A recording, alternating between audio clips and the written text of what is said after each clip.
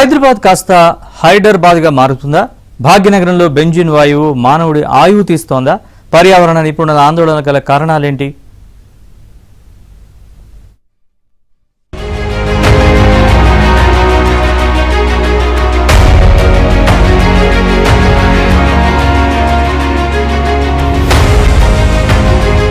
వాయు కాలుష్యం హైదరాబాద్ ను భయపెడుతోంది. మితిమీరిన కాలుష్యం నగరంలో విషాన్ని నింపుతోంది. శ్వాస తీసుకుంటే చాలు ఆయువు మూడే ప్రమాదం ముంచుకొస్తోంది. ధూళి, సీసం తరహా సూక్ష్మ కణాలు ఊపిరితిత్తుల్లోకి చేరి తూట్లు పొడుస్తున్నాయి. వాయు కాలుష్యం విజృంభించడానికి వాహనాలు, చెత్త కాల్చడం, నిర్మాణ రంగాల వ్యర్థాలు కారణమని పర్యావరణవేత్తలు అంటున్నారు. వాయు కాలుష్యం పెరుగుతూ ఉండడంతో ప్రజలు శ్వాసకోశ వ్యాధులు, క్యాన్సర్ బారిన పడుతున్నారు.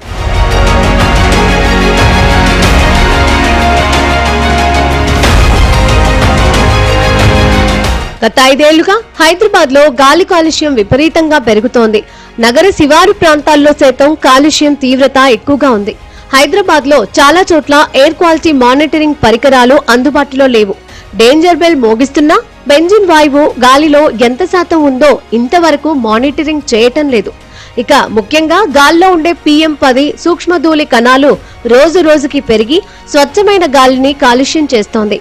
సిపిసిబి నిర్దేశిత ప్రమాణాల ప్రకారం కంటే PM10 సుమారు 33% అధికంగా ఉంది. ఇక ప్రపంచ ఆరోగ్య సంస్థ ప్రమాణాల కంటే 100% అధికంగా నమోదుతో పర్యావరణ నిపుణులను ఆందోళన కలిగిస్తోంది. ముఖ్యంగా వాయు కాలుష్యం ఎలా ఏర్పడుతుందంటే సిమెంట్ కర్మాగారాలు కావచ్చు, థర్మల్ పవర్ ప్లాంట్స్ కావచ్చు, పాత పడిపోయిన కాలం చెల్లిన వాహనాలు ముఖ్యంగా పిస్టన్ అంతా దెబ్బతినిపోయి విపరీతంగా పొగ వచ్చేటి ఉండొచ్చు. అలాగే ఓపెన్ బర్నింగ్, ఇప్పుడు మున్సిపల్ వేస్ట్ అంతా కూడా ఒక దగ్గర కుప్ప చేసి కాలబెడతారు. అలాగే ప్లాస్టిక్ బర్నింగ్ చాలా డేంజరస్. ప్లాస్టిక్ కానీ, పాత టైర్స్, అటువంటి రబ్బర్ బర్నింగ్ కానీ, ఇవన్నీ కూడా వాయు కాలుష్యానికి ప్రమాదకరమైన. దేశవ్యాప్తంగా అనేక నగరాలు, పట్టణాలలో PM10 ఉండాల్సిన దానికంటే ఎక్కువగా ఉండడంతో జాతీయ హరిత న్యాయస్థానం 2018లో కేంద్ర పర్యావరణ శాఖకు ఆదేశాలు జారీ చేసింది. దేశంలోని 131 నగరాలు, పట్టణాలలో గణపు మీటరు గాలిలో 60 మైక్రోగ్రాములకు తగ్గించాలన్న లక్ష్యంతో 2019 నుంచి వర్క్ చేస్తోంది NCAP. తెలంగాణ నుంచి పటాన్ చెరువుతో కలిసిన హైదరాబాద్, నల్గొండ, సంగారెడ్డి జిల్లాలను ఎంపిక చేశారు. ఈ కార్యక్రమాన్ని అమలు చేసేందుకు ఏకంగా 4 కమిటీలను వేశారు. కేంద్రం నుంచి 4 ఏళ్లలో 603.54 కోట్లు విడుదల కాగా వాటిలో 455.30 కోట్లు ఖర్చు చేశారు. అయినా ఖర్చు చేసిన డబ్బు గాల్లో పోసిన బూడిదైంది.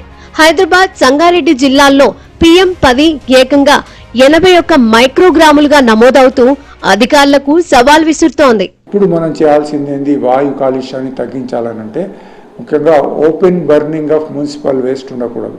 ఎక్కడ పడితే అక్కడ మున్సిపల్ చెత్త చెదారం పెట్టి దాన్ని ఎక్కడ పడేయాలనో తెలియక అగ్గిపెట్టడం ఒకటి. అట్లాగే ప్లాస్టిక్ వేస్ట్ ఏదైతుందో దాన్ని కాల్చడం కూడా చాలా డేంజరస్. సుప్రీంకోర్టు దీని మీద సీరియస్గా తీసుకుంది. ఎక్కడైనా ఈ యొక్క ప్లాస్టిక్ వ్యర్థాలు కానీ ఇతరత్ర ఓపెన్ బర్నింగ్ ఉన్నట్టయితే సంబంధిత మున్సిపాలిటీ మీద కూడా ఫైన్ వేయాలని అన్నారు.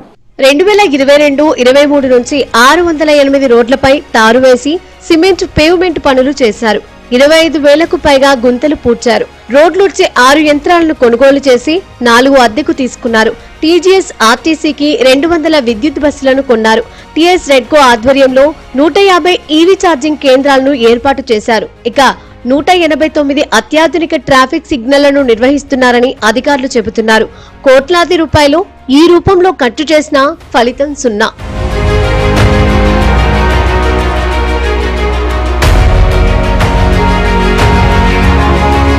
గణాంకాల ప్రకారం 2019 నుంచి 2024 వరకు నమోదవుతున్న PM10లో పెద్దగా మార్పు కనిపించలేదు. హైదరాబాద్ లో 2019-20లో 86 మైక్రోగ్రాములు ఉండగా 2024లో 81 మైక్రోగ్రాములు నమోదైంది.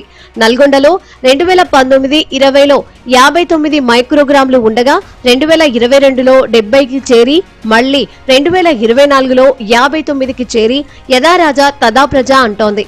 ఇక సంగారెడ్డిలో 2019-20లలో 87 మైక్రోగ్రాములు ఉండగా మెల్లగా తగ్గుతూ 2024లో 81కి చేరింది.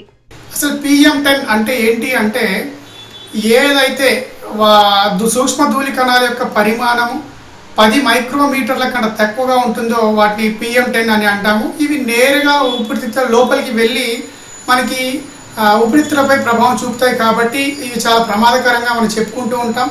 మరి వీటి యొక్క గుర్తింపు ఎలా ఉంటుంది అంటే ఎయిర్ క్వాలిటీ ఇండెక్స్ అనేటువంటి సూచిక ద్వారా మనము PM10 యొక్క సాంద్రతను కానీ పరిమాణాన్ని కానీ మనము గుర్తించేటువంటి అవకాశం ఉంటుంది.